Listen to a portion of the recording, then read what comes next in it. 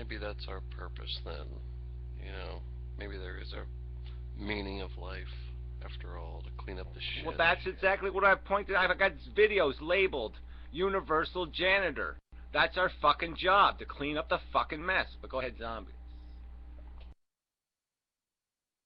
Yeah, you know, Gary, I don't necessarily agree with you when you say that the logical consequence of atheism will be to see that, you know, life is fucked up and there is no need to reproduce and there is no...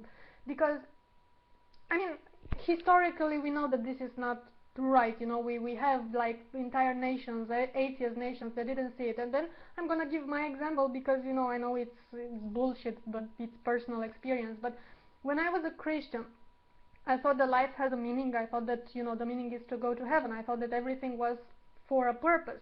But at the same time, I still didn't want to have kids because I thought, you know, what if I'm going to make a kid and my kid is going to rebel against God and he will go to hell? I don't want to make a kid if he will go to hell. And at the same time, I'm thinking that if I was an eclectic pagan, I will probably think, you know, I don't want to make a kid that will probably turn out, you know, reincarnating, you know, bug. I mean, I think that this philosophy doesn't necessarily generate from atheism. It's not. I don't think there is a connection. I think it's just out of observation of life itself. You know, it's the logical conclusion if you think about things. Pagans are good in bed. Yeah, well, that's not good enough. That's a distraction from the point. Yeah, whatever. I don't know how that's a disagreement. I mean, but whatever. I mean, the point is consumption and reproduction. It's a reproducing piece of chemistry. That's all we've got to build our existence on. There's no intelligence behind it. There's no wisdom behind it. There's no good idea behind it. There's no engineering behind it. It's a simple piece of chemistry that reproduces itself and then can take copies into the future. And the only thing it's naturally selected for is its toolbox. Is what kind of weapons does it have in its competition with all the other little consuming Frankensteins. That's all we've got here. We don't have anything else. Our consciousness is a byproduct merely because it gave us a tool. It gave us this stupid sentience thing, this ability to sense the environment, to understand it, to manipulate it to our benefit, to control it.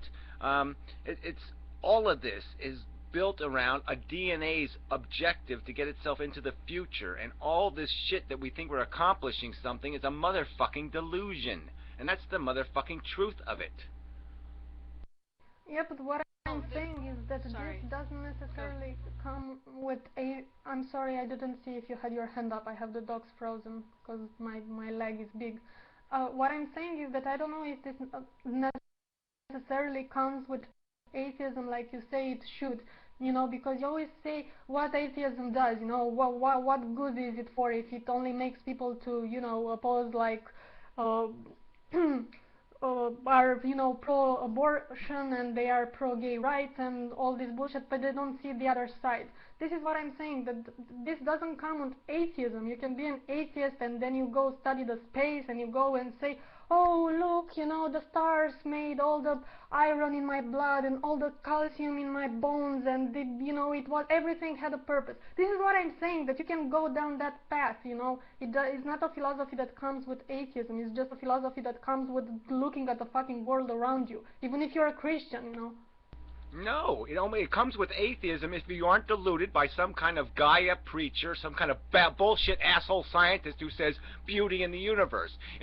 People are only distracted by liars and frauds and fakes. Carl Sagan was a fucking fake. Okay, this poetry they impose on science. It was not science. If people are given the science of atheism, the truth of their existence, who else is talking consumption, reproduction? What scientists are saying? We are reproducing machines. Where is that the dominant science? That is not the dominant science. The dominant science is this fairy bullshit, faggoty nonsense science of, oh, look at the prettiest cosmos. Let's go out there and go to Mars and look at a fucking rock. Let's spend $1 million zillion, send a goddamn robot over there to smell the soil and all this other bullshit.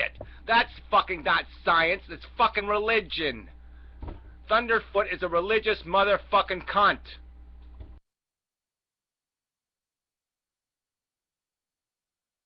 Bring up a part of evolution evolutionary psychology known as multi-level selection theory, which talks about altruism and its role in social groups, and how there could actually be a genetic basis for altruism that is passed exactly like natural selection usually works with other genes, which means that there's a reason, according to all the rules of natural selection and Darwin's selfish gene, for societies to cultivate altruism and kindness and empathy within their groups.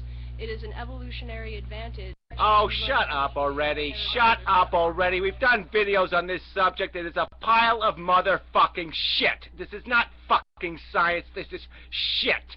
Organisms get into parasitic relationships that over time evolve into symbiosis. Organisms get into group warfare. They figure out that our family, if we gang together, we can do better for our genetic code if we're a goddamn gang. So they acquire emotional attachments to each other to further the gang's agenda. It has nothing to do with empathy. It has nothing to do with any kind of high-minded, civilized ethic. It has to do with love, selfishness, possession. I mean, you know, why don't you use the word love now? Why don't you just talk about love now? That'll be the next theory, the theory of the scientific theory of love. That almost kind of sounds like democracy, ganging up and what naturally needing to gang up for to survive, you know. Well, whatever, you're changing the subject again, old Democracy hack, so and- just and- shut the fuck up. That's a different fucking subject, and you goddamn know it. One of them is applied as an engineered solution. The other one is part of natural fucking selection, which we're talking about. There are no naturally selected democracies, asshole. Just as there are no naturally selected condoms.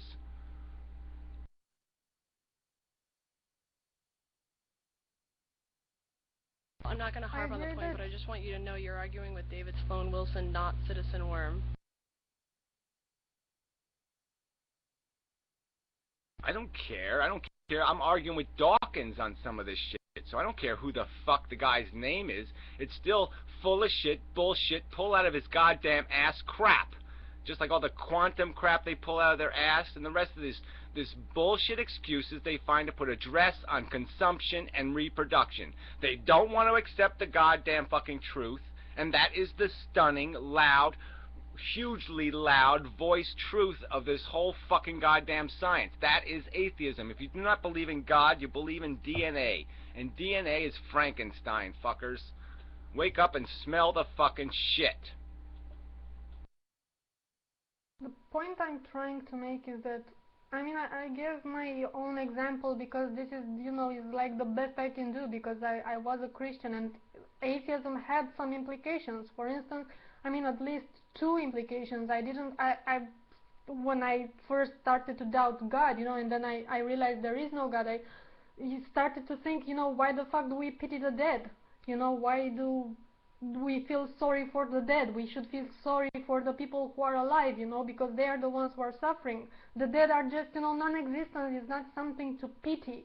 And I simply stopped, you know, when I heard about someone dying. I didn't feel sorry for that person. I felt sorry for the people who were around him, you know, and missed him. But it changed my conception. Also with the abortion thing, because, you know, I thought that life is something magnificent and it's something that has to be done. And that's changed, but it ultimately changed my perception of death, you know, not of life. Because even when I was a Christian, when I was like, you know, 5 or 4, I think, when I found out that I'm eating the animals I'm playing with, you know, because I grew up on a farm. And I felt horrible for that, and I always felt horrible, you know, for this carnage that is going on in the world. I thought that this is, you know, the consequence of the sin, but I still thought of it as terrible, and I still didn't want to have children, and I still saw the world as I see it now. This is what I'm saying. Yeah, well, I'm just saying though, how is the only thing that's different is that you're saying that you have some sort of, though, instead of believing in God, you believed in nature and said, okay, well, somehow nature's okay. That's the only argument you're making here, I guess, is somewhere in here is that you have a perception that the natural alternative to the God creation is that nature knows what it's doing. And the argument I'm making is that every piece of real science points to the fact that nature